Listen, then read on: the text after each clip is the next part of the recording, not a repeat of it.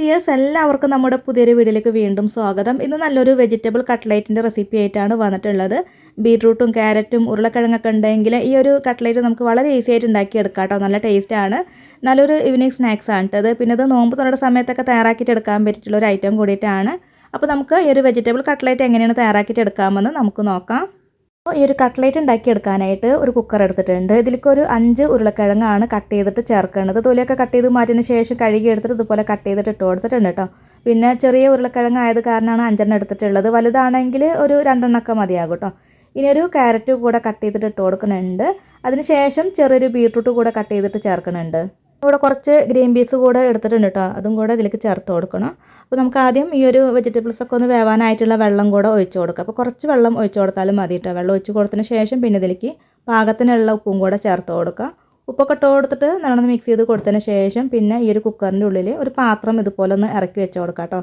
ഇങ്ങനെ വെച്ചതിന് ശേഷം നേരത്തെ കാണിച്ചിട്ടുണ്ടായിരുന്ന ആ ഒരു ഗ്രീൻ പീസ് ഉണ്ടല്ലോ, അതിൻ്റെ തൊലിയൊക്കെ ഒന്ന് മാറ്റിയിട്ട് ഇട്ട് കൊടുക്കുക. എന്നിട്ട് ഇതിലേക്കും കുറച്ച് വെള്ളം ഉപ്പൊക്കെ ചേർത്തിട്ട് കുക്കർ അടച്ചിട്ട് ഒരു 3 വിസിൽ വരുന്നത് വരെയ്ക്ക് ഇതൊന്ന് വേവിച്ചെടുക്കാം. 3 വിസിൽ വെച്ചതിന് ശേഷം ഞാനിതൊന്ന് വേവിച്ചെടുത്തിട്ടുണ്ട് കേട്ടോ. അപ്പോൾ ഇതിലേക്ക് ചേർത്തിട്ടുള്ള ഉരുളക്കിഴങ്ങും ബീട്രൂട്ടും ക്യാരറ്റൊക്കെ നന്നായിട്ട് തന്നെ വെന്ത് കിട്ടിയിട്ടുണ്ട്. ഗ്രീൻ പീസും നല്ലോണം വെന്ത് കിട്ടിയിട്ടുണ്ട്. ഇനി ഒരു വെജിറ്റബിൾസ് ഒന്ന് ഉടച്ചെടുക്കാം കേട്ടോ. ആ ഒരു വെള്ളത്തിൽ നിന്ന് എടുത്തതിന് ശേഷം ഇതുപോലൊരു സ്മാഷർ വെച്ചിട്ടോ അതല്ലെങ്കിൽ സ്പൂണോ അതല്ലെങ്കിൽ കൈ കൊണ്ടോ നല്ലോണം ഉടച്ചെടുക്കുക. അപ്പോൾ നല്ല ചൂടുള്ളതുകൊണ്ട് തന്നെ പെട്ടെന്ന് അതിങ്ങനെ ഉടഞ്ഞ് കിട്ടിക്കോളൂ കേട്ടോ. അപ്പോൾ ഈ ഒരു പരുവത്തിലാക്കി എടുത്തിട്ടുണ്ട്. ഒരു പാത്രം അടുപ്പത്ത് വെച്ച് കൊടുത്തിട്ടുണ്ട് കേട്ടോ. അതിലേക്ക് ഞാൻ 2 ടേബിൾ സ്പൂൺ അളവിൽ ഓയിലാണ് ഒഴിച്ച് കൊടുത്തിട്ടുള്ളത്. സൺഫ്ലവർ ഓയിലാണ് എടുത്തിട്ടുള്ളത്. നല്ലോണം ചൂടായിട്ട് വന്നതിന് ശേഷം പിന്നെ ഇതിലേക്ക് ഞാൻ 2 വലിയ സവാള ഇതുപോലെ ചെറുതാക്കിയിട്ട് കട്ട് ചെയ്തിട്ട് ചേർക്കുന്നുണ്ട്. എന്നിട്ട് ഇതൊന്ന് വഴറ്റിയെടുക്കാം കേട്ടോ. ഈ ഒരു സവാള ഒന്ന് സോഫ്റ്റായിട്ട് വരുന്നത് വരയ്ക്ക് ഇതൊന്ന് വഴറ്റിയെടുക്കാം. ഇതിലേക്ക് ഞാൻ ഒരു പച്ചമുളക് കട്ട് ചെയ്തിട്ടുള്ളതും പിന്നെ കുറച്ച് കറിവേപ്പിലും കൂടെ ചേർത്ത് കൊടുക്കുന്നുണ്ട് കേട്ടോ. എന്നിട്ടാണ് കേട്ടോ അതൊന്ന് വഴറ്റിയെടുക്കുന്നത്. അപ്പോൾ ഈ ഒരു പച്ചമുളകിൻ്റെ എണ്ണൊക്കെ നിങ്ങൾക്ക് നല്ല എരിവിലൊക്കെ വേണമെന്നുണ്ടെങ്കിൽ കൂട്ടിയെടുക്കാവുന്നതാണ് കേട്ടോ. ഞാനിപ്പോൾ അധികം എരിവിലല്ല കേട്ടോ അത് ഉണ്ടാക്കിയെടുക്കണത്. പിന്നെ ഇതിലേക്ക് മുളക് പൊടിയും കുരുമുളക് പൊടിയൊക്കെ ചേർക്കുന്നുണ്ട്. അപ്പോൾ അതിനൊക്കെ അനുസരിച്ചിട്ട് വേണം കേട്ടോ പച്ചമുളക് ചേർക്കാനായിട്ട്. ഇതിലേക്ക് ഞാൻ 1/2 ടീസ്പൂൺ ഇഞ്ചി വെളുത്തുള്ളി പേസ്റ്റ് കൂടെ ചേർത്ത് കൊടുക്കുന്നുണ്ട്. എന്നിട്ട് ഇതെല്ലാം കൂടെ ഒന്ന് വഴറ്റിയെടുക്കാം കേട്ടോ. ഈ ഒരു ഇഞ്ചിയുടെയും വെളുത്തുള്ളിയുടെ ആ ഒരു പച്ച സ്മെല്ലൊക്കെ ഒന്ന് പോണ വരയ്ക്ക് നല്ലോണം ഒന്ന് വഴറ്റിയെടുക്കാം. വെളുത്തുള്ളി പേസ്റ്റൊക്കെ ചേർത്തിട്ട് നല്ലോണം വഴറ്റിയെടുത്തതിന് ശേഷം പിന്നെ ഇതിലേക്ക് പൊടികൾ ചേർക്കാം. 1/4 ടീസ്പൂൺ മഞ്ഞൾപ്പൊടിയും 1/4 ടീസ്പൂൺ ഗരം മസാലപ്പൊടിയും 1/4 ടീസ്പൂൺ അളവിൽ നല്ല എരിവുള്ള മുളക് പൊടിയാണ് ഇട്ട് കൊടുത്തിട്ടുള്ളത്. പിന്നെ 1/2 ടീസ്പൂൺ കുരുമുളക് പൊടി കൂടെ ചേർക്കുന്നുണ്ട് കേട്ടോ. എന്നിട്ട് എല്ലാം കൂടെ ഒന്ന് വഴറ്റിയെടുക്കുക. നന്നായിട്ട് ഇതൊന്ന് മിക്സാക്കി എടുത്തതിന് ശേഷം കുറച്ച് നേരം ഒന്ന് വഴറ്റിയെടുക്കാം. ഇതിലേക്ക് ചേർത്തിട്ടുള്ള പൊടികളുടെ പച്ച സ്മെല്ലൊക്കെ ഒന്ന് പോകണ വരയ്ക്ക് എല്ലാം കൂടെ നന്നായിട്ടൊന്ന് വഴറ്റിയെടുക്കാം.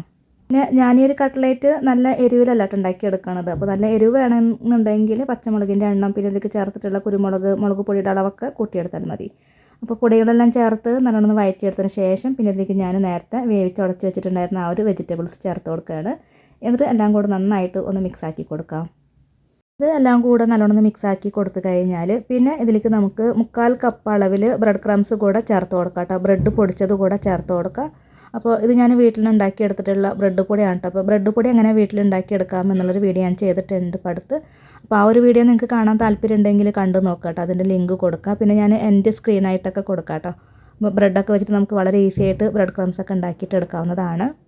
ഈ ഒരു ബ്രെഡ് പൊടിച്ചതും കൂടെ ചേർത്തിട്ട് എല്ലാം കൂടെ മിക്സാക്കിയിട്ട് കൂടെ കൊടുക്കാം കേട്ടോ. നന്നായിട്ടൊന്ന് മിക്സാക്കി കൊടുത്തതിന് ശേഷം പിന്നെ ഇതൊന്ന് ടേസ്റ്റ് ചെയ്ത് നോക്കാം കേട്ടോ. എന്നിട്ട് ഉപ്പൊക്കെ കുറവാണെങ്കിൽ കുറച്ച് ഉപ്പൊക്കെ ചേർത്ത് കൊടുക്കാവുന്നതാണ്.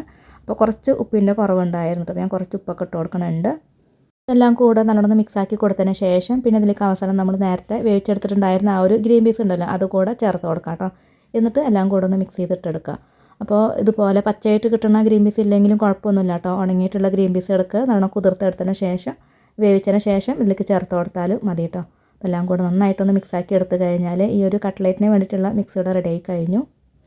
ഒരു ബൗളിൽ ഞാൻ കുറച്ച് മൈദയാണ് എടുത്തിട്ടുള്ളത്. ഒരു 4 ടേബിൾ സ്പൂൺ ആണെങ്കിലും മൈദ എടുത്തിട്ടുണ്ട്. അത് കുറേശ്ശെ വെള്ളം ഒഴിച്ച് കൊടുത്തതിന് ശേഷം ഒന്ന് കലക്കിയിട്ട് എടുക്കുകയാണ് ചെയ്യണത്. പച്ചവെള്ളം ഒഴിച്ച് കൊടുത്തിട്ട് ഒന്ന് ലൂസാക്കിയിട്ട് എടുത്താലും മതി. പിന്നെ വേറൊരു ബൗളിൽ ഞാൻ കുറച്ച് ബ്രെഡ് ക്രംസ് കൂടെ എടുത്ത് വെച്ചിട്ടുണ്ട് കേട്ടോ. നമ്മുടെ ഈ ഒരു മൈദയുടെ മിക്സ് റെഡി ആയിട്ടുണ്ട്. വെള്ളം ഒഴിച്ച് കൊടുത്തിട്ട് ഇതുപോലെ ഒന്ന് ലൂസാക്കിയിട്ട് എടുത്താലും മതി. നമ്മൾ നേരത്തെ കട്ട്ലേറ്റിന് റെഡിയാക്കി വെച്ചിട്ടുണ്ടായിരുന്ന ആ ഒരു മിക്സ് എടുത്തതിന് ശേഷം ഒന്ന് ഇതുപോലെ ഒന്ന് കുറേശ്ശെ എടുത്തിട്ടൊന്ന് ഷേപ്പ് ചെയ്തിട്ട് എടുക്കാം കേട്ടോ. കൈ കൊണ്ട് ഇതുപോലെ ഷേപ്പ് ചെയ്തിട്ട് എടുക്കുമോ അതല്ലെങ്കിൽ കട്ട്ലേറ്റൊക്കെ ഉണ്ടാക്കി എടുക്കണ കട്ടറുണ്ടല്ലോ അത് വെച്ചിട്ട് റെഡിയാക്കിയിട്ട് എടുത്താലും മതി കേട്ടോ. അപ്പോൾ കുറച്ച് കനത്തിൽ ഇതുപോലെ ഒന്ന് പരത്തിയെടുക്കാം. അപ്പോൾ എങ്ങനെ ഷേപ്പ് വേണമെങ്കിലും ആക്കിയെടുക്കാം കേട്ടോ. ഞാനിപ്പോൾ ഈ ഒരു രീതിക്കാണ് ഇതൊന്ന് റെഡിയാക്കിയിട്ട് എടുക്കുന്നത്. അപ്പോൾ എല്ലാതും ഞാനിവിടെ റെഡിയാക്കി വെച്ചിട്ടുണ്ട്. ഇതുപോലെ എല്ലാതും നമ്മൾ റെഡിയാക്കി വെക്കുകയാണെങ്കിൽ പിന്നെ അത് പെട്ടെന്ന് ഇങ്ങനെ എടുത്തിട്ട് ഇങ്ങനെ ഫ്രൈ ചെയ്തിട്ട് എടുക്കാനൊക്കെ ഈസിയാണ് കേട്ടോ. ഇനി ആ ഒരു മൈദയുടെ മിക്സിലൊന്ന് മുക്കിയെടുക്കുക. അതിന് ശേഷം ഈ ഒരു ബ്രെഡ് ക്രംസിൽ കൂടെ ഇതുപോലെ ഒന്ന് കോട്ട് ചെയ്ത് എടുക്കാം കേട്ടോ. അപ്പോൾ എല്ലാതും ഞാനിവിടെ റെഡിയാക്കി വെച്ചിട്ടുണ്ട്. ഇങ്ങനെയൊക്കെ ചെയ്യുമ്പോൾ പിന്നെ നമുക്ക് പെട്ടെന്ന് ഇങ്ങനെ എടുത്തിട്ട് ഇങ്ങനെ ഫ്രൈ ചെയ്തിട്ട് എടുക്കാനൊക്കെ ഈസിയാണ്. ഇനി നമുക്കിത് ചൂടായിട്ടുള്ള എണ്ണയ്ക്ക് ഇട്ട് കൊടുത്തിട്ട് ഫ്രൈ ആക്കിയിട്ട് എടുക്കാം. ഇത് പെട്ടെന്നൊന്നും തിരിച്ചിട്ട് കൊടുക്കുകയൊന്നും ചെയ്യരുത് കേട്ടോ. ഒരു സൈഡ് നല്ലോണം മൊരിഞ്ഞ് വന്നതിന് ശേഷം മാത്രമേ തിരിച്ചിട്ട് കൊടുക്കാവൂ കേട്ടോ. പെട്ടെന്ന് തിരിച്ചിട്ടിട്ടുണ്ടെങ്കിൽ ഇതിലേക്ക് ചേർത്തിട്ടുള്ള ആ ഒരു ബ്രെഡ് ക്രംസ് ഉണ്ടല്ലോ, അതൊക്കെ ആകെ ഇങ്ങനെ പൊടിഞ്ഞിട്ട് ഈ ഒരു എണ്ണയിലാവും കേട്ടോ. അപ്പോൾ നല്ലോണം മൊരിഞ്ഞ് വന്നതിന് ശേഷം മറിച്ചിട്ട് കൊടുത്തിട്ട് ഫ്രൈ ആക്കിയിട്ട് എടുത്താലും മതി. അപ്പോൾ കുറച്ച് നേരം അങ്ങനെ തന്നെ വെക്കുക. ഒരു സൈഡ് ഇപ്പോൾ നന്നായിട്ട് തന്നെ മൊരിഞ്ഞ് കിട്ടിയിട്ടുണ്ട്. ഇനി ഇതൊന്ന് മറിച്ചിട്ട് കൊടുത്തിട്ട് ആ സൈഡും നല്ലോണം ഒന്ന് വേവിച്ചെടുക്കുക കേട്ടോ ചെയ്യണത്. ഇത് ഫ്രൈ ചെയ്തിട്ട് എടുക്കുന്ന സമയത്ത് അടുപ്പ് ഏറ്റവും ലോ ഫ്ലെയിമിലൊന്നും വെച്ച് കൊടുക്കരുത്. അതുപോലെ തന്നെ ഹൈ ഫ്ലെയിമിലും വെക്കരുത് കേട്ടോ. ലോ ഫ്ലെയിമിലൊക്കെ വെച്ച് കൊടുത്തിട്ടുണ്ടെങ്കിൽ നന്നായിട്ട് ഓയിൽ കുടിക്കും കേട്ടോ. പിന്നെ ഹൈ ഫ്ലെയിമിൽ വെച്ചിട്ടുണ്ടെങ്കിൽ പെട്ടെന്ന് ഇങ്ങനെ കരിഞ്ഞ് പോയ പോലെയാണ് ഉണ്ടാവുക. അപ്പോൾ നന്നായിട്ട് ഇതൊന്ന് മൊരിച്ചിട്ട് എടുക്കുകയൊക്കെ വേണം. അപ്പോൾ മീഡിയം ഫ്ലെയിമിലിട്ടിട്ട് ഫ്രൈ ചെയ്തിട്ട് എടുത്താൽ മതി. അപ്പോൾ അതേ നമ്മുടെ ഒരു കട്ട്ലേറ്റ് ഇവിടെ റെഡി ആയിട്ട് വന്നിട്ടുണ്ട്. ഇനി ഇത് ഈ ഒരു എണ്ണയിൽ നിന്ന് എടുത്ത് മാറ്റിന് ശേഷം ബാക്കിയുള്ളതും ഇതേപോലെ തന്നെ നമുക്ക് ഫ്രൈ ആക്കി എടുക്കാം. നമ്മുടെ വളരെ ടേസ്റ്റി ആയിട്ടുള്ള ഈ ഒരു വെജിറ്റബിൾ കട്ട്ലേറ്റ് ഇവിടെ തയ്യാറായിട്ടുണ്ട്. മുന്നേ ഞാൻ ചിക്കനൊക്കെ വെച്ചിട്ട് കട്ട്ലേറ്റ് ഉണ്ടാക്കി എടുത്തിട്ടുണ്ട് കേട്ടോ. അപ്പോൾ ആ ഒരു വീഡിയോ കാണാനൊക്കെ താല്പര്യമുണ്ടെങ്കിൽ നമ്മുടെ ചാനലൊക്കെ നോക്കിയാൽ മതി. അപ്പോൾ ഇത്രയേ ഉള്ളൂ കേട്ടോ. വളരെ ടേസ്റ്റി ആയിട്ടുള്ള ഈ ഒരു വെജ് കട്ട്ലേറ്റ് ഇവിടെ തയ്യാറായിട്ടുണ്ട്. അപ്പോൾ ട്രൈ ചെയ്ത് നോക്കുക. അപ്പോൾ ഇന്നത്തെ വീഡിയോ എല്ലാവർക്കും ഇഷ്ടമായിട്ടുണ്ടെന്ന് കരുതുന്നു. ഇതുവരെ വീഡിയോ കണ്ട് സപ്പോർട്ട് ചെയ്ത എല്ലാവർക്കും ഒരുപാട് നന്ദി. ആദ്യമായിട്ടാണ് നമ്മുടെ ചാനൽ കാണുന്നതെങ്കിൽ ഒന്ന് സബ്സ്ക്രൈബ് ചെയ്യാനും ലൈക്ക് ചെയ്യാനും ഷെയർ ചെയ്യാനൊന്നും മറക്കരുത്. അപ്പോൾ ഇനി അടുത്ത നല്ലൊരു റെസിപ്പി വീഡിയോ ആയിട്ട് വീണ്ടും കാണാം.